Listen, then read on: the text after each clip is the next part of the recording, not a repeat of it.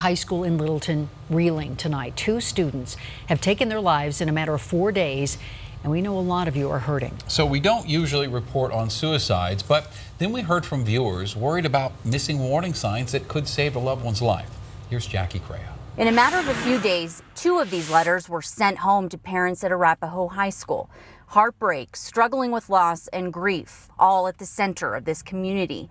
Jess Stolman Rainey with Colorado Crisis Centers says the next steps after a tragedy like this should be allowing time to mourn and not jumping into suicide prevention. A lot of the things that people might talk about in suicide prevention programming can feel really blaming and really harmful. Suicide is the leading cause of death among 10 to 24-year-olds, according to the Colorado Health Institute. Talking about it is so important, says Stolman Rainey, while not buying into what she calls a myth that discussing suicide will lead to more. There is some concern when there's a suicide loss in a school and then another one shortly after, that could really impact people, and not doing something about that, not addressing that as a community, that's what can, lead people to have more serious distress. Arapahoe High School canceled classes for a day and gave students time to be with each other and talk to counselors.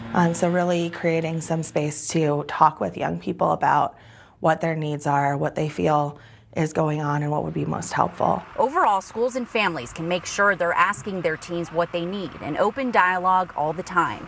Even including it in courses can help people recognize the signs that someone needs help, like isolation, change in behavior, substance abuse, and feelings of being a burden, to name a few. A lot of times I think suicidal people feel like they're shouting from the rooftops and asking for help, and the rest of us don't know that that's happening because that communication is kind of coded, and it's in a language that we don't always understand. Jackie Crea, Denver 7. Thank you, Jackie. So if you need someone to talk to, do not hesitate to call the National Suicide Prevention Hotline, and we have the number right there on your screen. Someone will always be there to take your call.